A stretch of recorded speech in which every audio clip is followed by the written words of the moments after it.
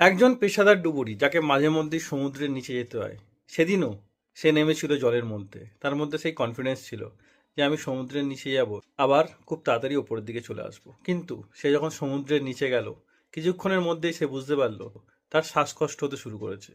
যান্ত্রিক ত্রুটি হোক বা অক্সিজেনের অভাব হোক, সেই ডুবুরি বুঝতে পারল তার একা ওপরে ওঠা অসম্ভব।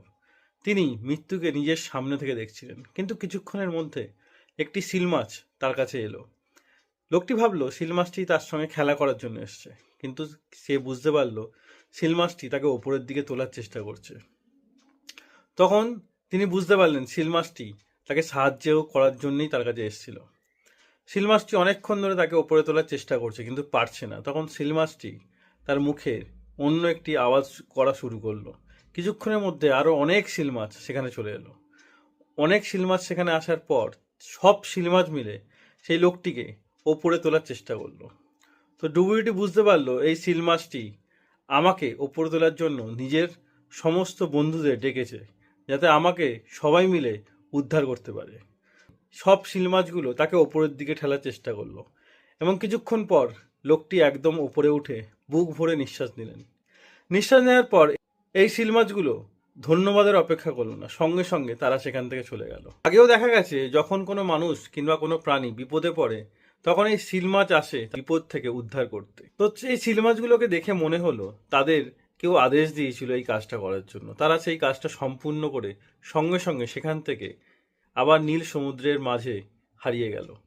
তো এই সিল মাছরা এরকমই হয়, যখন মানুষের হৃৎস্পন্দন কিংবা মানুষের কিংবা কোনো প্রাণীর কোনো সমস্যা হয়, তখন এই সিল মাছ নিজেদের ইনস্টিংক্ট দিয়ে তারা বুঝতে পারে যে কোনো প্রাণী কিংবা কোনো মানুষ সমস্যায় আছে। তারা সঙ্গে সঙ্গে সেই জায়গায় পৌঁছায় এবং সবাই মিলে সেই মানুষটিকে কিংবা প্রাণীটিকে সাহায্য করার চেষ্টা করে। এই সিল মাছদের একে অপরের সাহায্যকারী হিসাবেই জানা যায়।